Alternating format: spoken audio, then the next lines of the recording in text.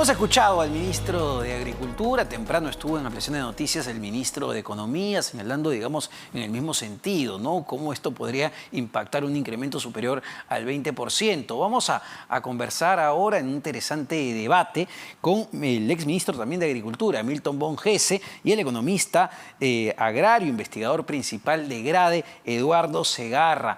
Muy buenas noches para ambos, muchas gracias por estar en las 5 de las 7.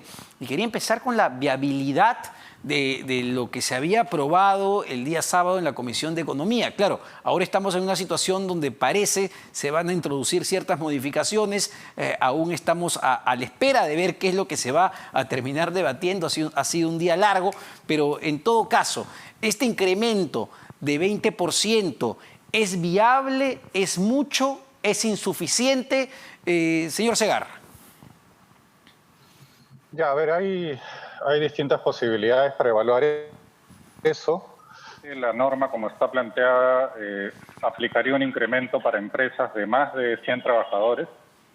En ese segmento yo considero que sí hay espacio amplio para absorber un incremento salarial, básicamente porque son empresas que están teniendo utilidades bastante importantes en los últimos años, reciben exoneraciones. Y en realidad los salarios en ese sector están extremadamente bajos, ¿no?, respecto a la productividad que tiene este sector. Es decir, pero ¿le parece, digamos, el 20% que se planteaba, al menos lo que teníamos hasta hace unas horas, pero ya no sabemos qué se va a discutir más tarde, este 20% era suficiente o queda chico? ¿Podría ir un poco más arriba? No, es totalmente insuficiente, ¿no? Es un aumento bastante pequeño. Básicamente, por ejemplo, actualmente más del 70% de trabajadores gana por encima de los 45 soles, con lo que el incremento no va a tener mayor efecto en ellos, ¿no?, que son la mayoría de trabajadores agrícolas. Bueno, es un dato importante, ¿eh? 75% ya gana ese nivel, así que no tiene efecto. Señor Bon Gese, desde su punto de vista, lo que se había aprobado, me remito nuevamente, el día sábado en la Comisión de Economía, ¿es el planteamiento más viable? ¿Es mucho? ¿Es muy poco? Mira, Omar, buenas noches primero, también saludo a Eduardo. Yo creo que en general esta discusión es un poco absurda. Haber llevado esta discusión de cuál debe ser el salario para la agricultura al Congreso es algo que sienta un pésimo precedente. Acá me parece que se han juntado los más radicales y con los populistas y han generado un ataque importante contra la empresa privada formal que ha venido desarrollando el agro. Con esta discusión en el Congreso lo que se ha validado es que uno puede discutir con una pistola en la cabeza y entonces en ese sentido da lo mismo que sea 20% más o 25% más, porque todo se está haciendo sin la mínima evidencia de campo. Eduardo sabe perfectamente que el campo es absolutamente heterogéneo y así como existe el predio de más de 1000 hectáreas que tiene paltas, arándanos y cítricos, existe también el productor de mandarinas al norte de Lima, que tiene 2 hectáreas, y está el pequeño agricultor cafetalero que finalmente se asocia con otros parecidos para exportar, y existen los avicultores y existe un montón de tipos de agricultores y no todos le queda la misma talla de camisa. Eso de decidir que la talla del señora es la que sirve para referencia de todos los que están en esta actividad, es en realidad un absurdo. No permite tomar decisiones. Si hay o si ha habido abusos en el sector, eso se corregía con una correcta supervisión laboral, no destruyendo a las empresas que han sido exitosas. Y escucho, Eduardo, como diciendo que tener éxito en este país es algo que deba ser penado, que como han tenido utilidades las empresas, entonces hay que ir a destruirlos. El país lo que necesita son empresas exitosas, porque lo que ha pasado en los últimos casi 30 años en el Perú es la historia de que el éxito ha permitido reducir la pobreza significativamente, y sobre todo en el campo, ¿no? Economistas de primer nivel como Richard Webb han demostrado que la participación de la mano de los comuneros altoandinos como mano de obra temporal en la costa, no solamente los benefició con el salario que han recibido y eso los ayudó a salir de la pobreza, sino que en los meses que regresan a sus predios, la productividad de sus predios aumentó porque aplicaron las técnicas que vieron abajo. Me quedo con dos ideas centrales y puede contestar otras más, evidentemente, señor Segarra, ¿no? Primero, lo que menciona el señor Bongese, de que es un absurdo que esta discusión se lleve a un espacio como el Congreso de la República, ¿no? Un espacio más político y donde no se están respetando, según dice el señor Bongese, criterios técnicos. Y lo segundo, digamos, esta idea de que se estaría castigando a las empresas exitosas en nuestro país. Ya, bueno, también mi saludo a Milton. A ver, sobre el primer tema,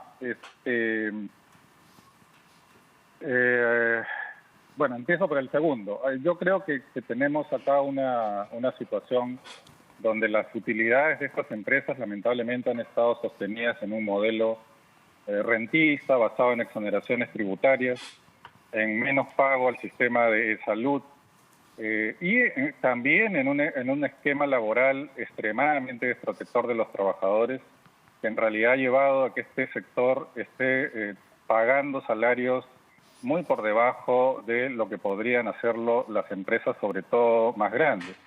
Esto es porque básicamente se ata el salario sectorial a un mínimo que ha sido establecido básicamente en el piso de los salarios de la economía, para un sector que hace tiempo podía haber despegado de este mínimo, pero la situación en la cual se ha desregulado totalmente este mercado laboral, se lo ha desprovisto de total protección al trabajador, que no tiene sindicatos, no tiene negociación colectiva, no tiene espacios para negociar una mejor remuneración y mejores condiciones laborales, han llevado a que estos salarios estén realmente muy deteriorados.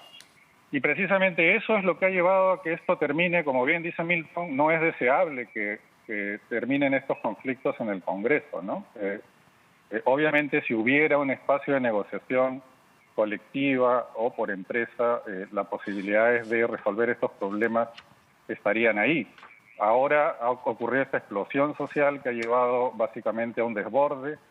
El Congreso se vio casi forzado a derogar una ley que tenía enormes problemas, que lamentablemente fue extendida 10 años más de una manera, en mi opinión, abusiva y contraproducente, sin ningún criterio técnico.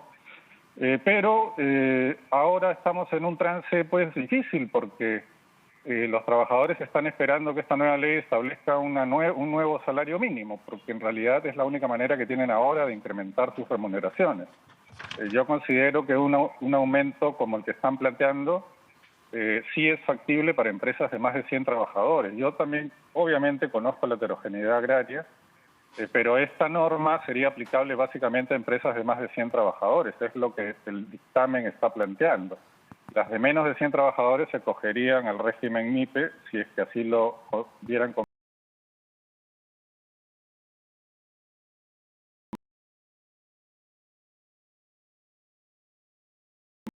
el por qué el trabajador del agro debería tener un salario diferenciado. Se pone como ejemplo el de la construcción, que también tiene un trabajo estacional, es un trabajo arduo, que duda cabe el trabajo del campo, pero además esta idea también de que, bueno, ¿por qué las empresas van a generar sus enormes utilidades a costa de, primero, los trabajadores con menores condiciones laborales, de exoneraciones tributarias y menor pago a salud?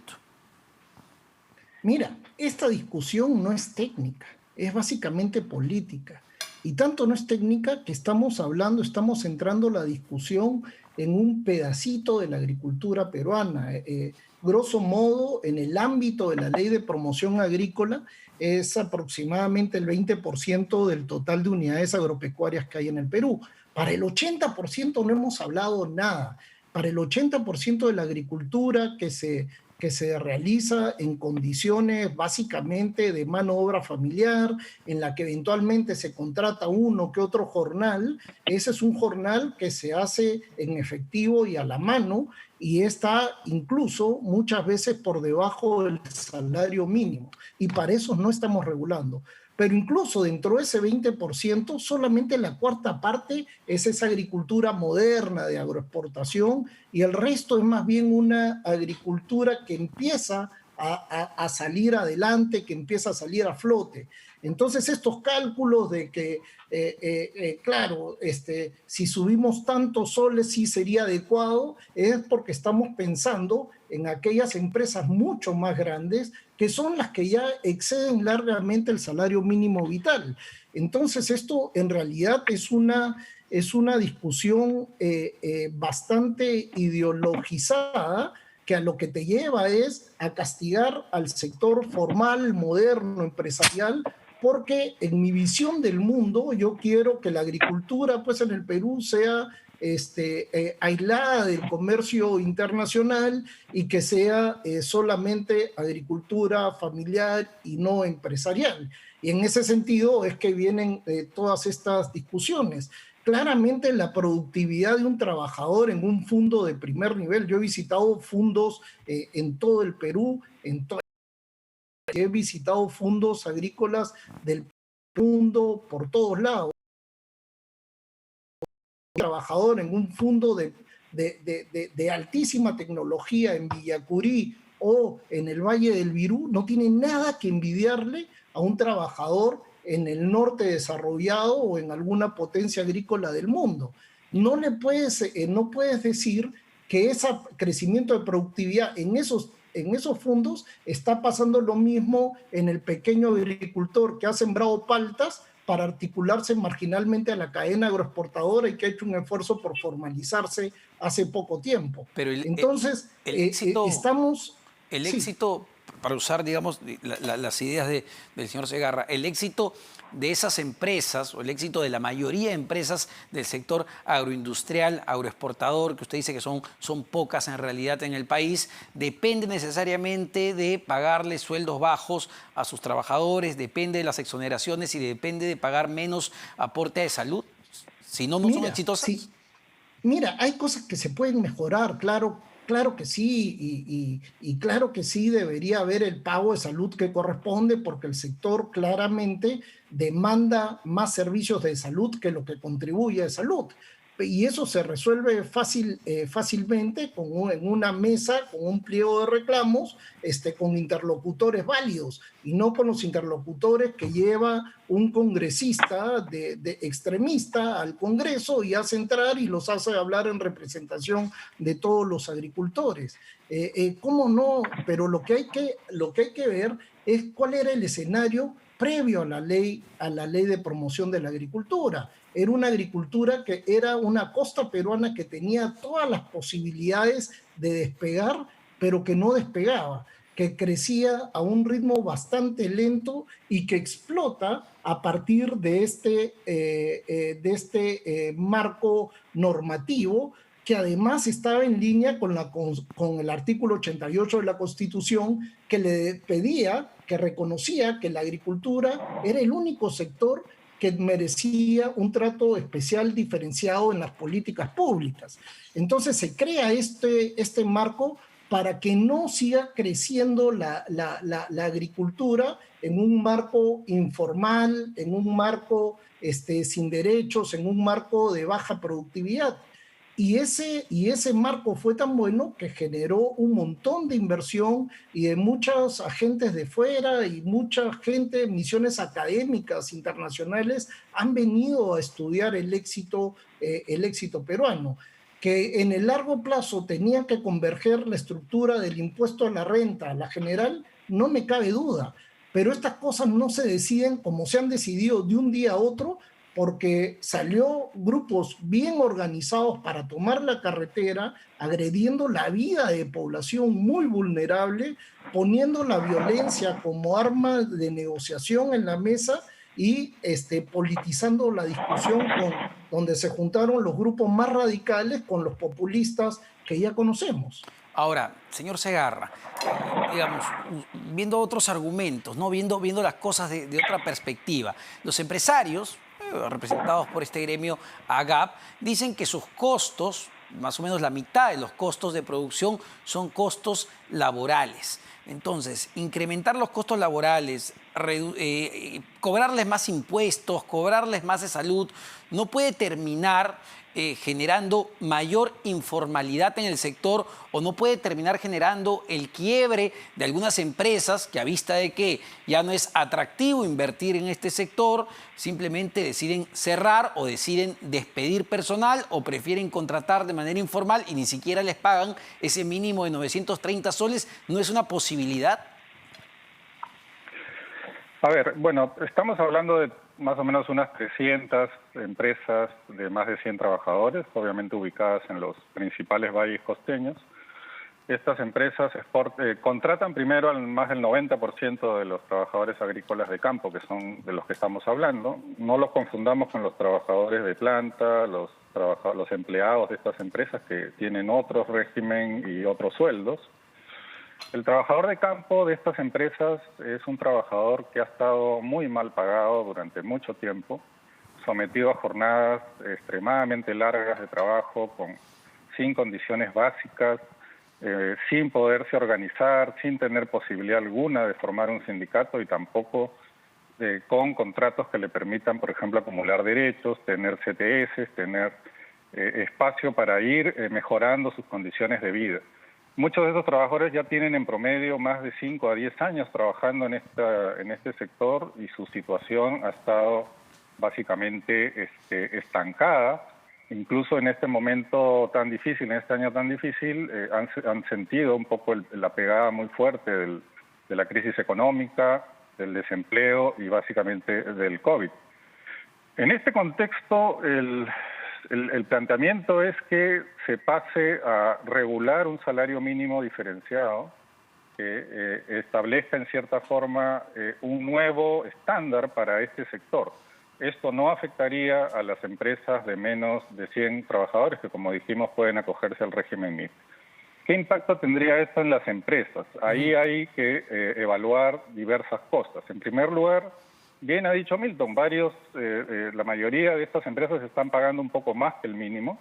El promedio incluso es 1.500, 1.600 soles mensuales. El aumento que están solicitando los trabajadores los llevaría en promedio a unos 1.800 soles mensuales. Eso es un incremento de 200 soles, que es más o menos un aumento en el costo laboral de un 10 a 15%. Eso creo que es absorbible, va a generar menos utilidades obviamente, pero como decíamos, es momento que las empresas agroexportadoras grandes empiecen a basar su competitividad y su capacidad de generar utilidades no en mano de obra barata, sino en mejoras de productividad, en mejoras, digamos, de también las condiciones de vida de sus propios trabajadores. Por eso es que creo que estas ideas de que van a quebrar en realidad son poco creíbles en un contexto donde este año, por ejemplo, el sector agroexportador ha seguido creciendo, están creciendo en 6% respecto al año pasado, tienen muchísimos mercados conquistados, lo cual es muy bueno. Las exportaciones peruanas realmente han estado creciendo de manera muy significativa e importante, pero por eso mismo hay que generar prosperidad compartida, hay que empezar a distribuir mejor las ganancias de este crecimiento. No solo son los empresarios los que generan el crecimiento, también son los trabajadores. Y efectivamente el sistema que tenía la derogada ley Klimper no permitía que los trabajadores mejoren sus condiciones laborales y salariales. Lo que ha habido es una explosión social por culpa de una legislación muy mal dada, muy distorsionante, que no cumple con ninguno de los criterios que el propio Milton ha planteado necesarios para desarrollar un sector. Si uno va a dar algunos incentivos tributarios para impulsar un sector o incentivos laborales, estos deberían hacerse máximo 5 años, son en el peor escenario 10 años, pero no 20 años y ahora 30 años. Entonces, hace tiempo que esta norma había excedido totalmente sus objetivos iniciales, debió ser terminada hace bastante tiempo, lamentablemente por razones políticas, y ahí yo también considero que así como Milton considera que aquí hay un tema ideológico. Obviamente esto se mantuvo, se extendió por razones ideológicas y por presiones de interés de este sector agroexportador, que ha tenido una capacidad de copar instituciones, de copar al Ministerio de Agricultura, al propio gobierno, que actualmente parece estar más dispuesto a darle todo a las agroexportadoras y prácticamente nada a los trabajadores. Entonces, esa es la situación. Acá esperamos que el Congreso apruebe algo que encuentre por lo menos un espacio de mejora de las condiciones laborales de estos trabajadores, y creo que hacia el futuro esto tiene que empezar a resolverse no así, sino a través de negociación colectiva, mayores sindicatos y una capacidad de diálogo permanente y un rol neutral de las autoridades que hasta ahora no han mostrado. Bueno, ahí hay varios puntos claves a discutir, señor Bongese, ¿no? Uno de ellos, y me parece un dato muy interesante, es que esto afectaría solo, según dice el señor Segarra, a unas 100 empresas grandotas, porque las demás tienen menos de 100 trabajadores y se pueden acoger al régimen del sector de la micro y la pequeña empresa, que evidentemente tiene otras condiciones, entonces el impacto no sería tan fuerte. Además, nos habla de que efectivamente en los últimos 20 años que ha existido esta ley, no ha habido capacidad de negociación de parte de los trabajadores, porque la ley Klimper, la ley de promoción agraria, para ser más específicos, no permitía justamente la formación de sindicatos de negociación colectiva. ¿Qué decimos ante eso? Bueno, yo creo que hay varias cosas que hay que rebatir en esa posición. La primera es que si uno analiza lo que pasó en la agricultura peruana en los últimos 20 años, el principal motor para salir de la pobreza fue el crecimiento de la productividad y la mejora de los ingresos de los trabajadores como consecuencia de esa mejora en la productividad. Y claramente los trabajadores agrarios del sector formal han incrementado sus ingresos de manera muy significativa respecto de ahí donde están los trabajadores agrarios, sin el sector moderno al lado que los contrate de manera formal con los beneficios, aunque sea integrado. Si queremos debatir en que si se pueden mejorar las condiciones de esos, por supuesto, siempre se puede mejorar, pero el empleo formal agrícola ha sido el principal vehículo de salida de la pobreza de esos trabajadores rurales, que si no hubiera habido ese crecimiento importante del sector agroexportador, porque se crearon las condiciones para que lo haga, no hubiéramos salido de la pobreza rural. Perú es uno de los países de América Latina que más rápido ha disminuido la pobreza urbana y sobre todo rural, entre otras cosas por el crecimiento de la economía y de manera específica por el crecimiento de la agricultura. Entonces, lo que estamos haciendo, y claramente se ve, es un ataque al éxito. Ah, tú eres empresa agroexportadora, entonces tienes que pagar ya el doble de impuestos, pero además te tengo que incrementar 150% tu salario y te aumento tus costos, y además doy un bono contra ni siquiera vinculado a productividad, y entonces te subo los costos y te bajo las utilidades. ¿Para qué? ¿Para beneficiar al trabajador? No, para quebrarla. Es lo mismo que ha pasado con el sector minero. En un determinado momento vino todo este ataque ideológico contra la inversión minera, pero esos que dirigían esos ataques están felices con la minería informal, sin derechos, con salarios miserables y con condiciones de esclavitud, pero están contra el sector formal. Esa misma pelea la están dando ahora contra la agricultura, que era el segundo generador de divisas entre los rubros exportadores del Perú.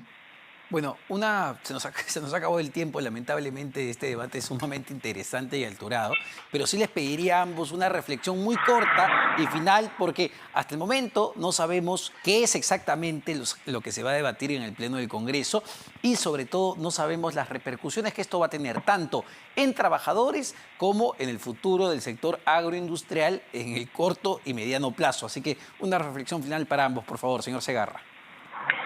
Sí, a ver, el proyecto de ley que ha dispuesto la Comisión de Economía en realidad no de lejos no va a tener ninguna de las supuestas implicancias que cree pues Milton von Hesse, ¿no?